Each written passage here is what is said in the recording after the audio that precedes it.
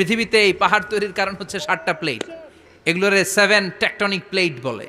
এই প্লেটগুলোর কারণে পৃথিবীতে এই রং বেরঙের পাহাড় তৈরি হয়েছে। কত রঙের যে পাহাড় আছে, আরব বিশ্বে পাথরের পাহাড়, বাংলাদেশে মাটির পাহাড়, ব্রুনাই, সিঙ্গাপুর, ইন্দোনেশিয়াতে যদি যান আরেক ধরনের পাহাড়।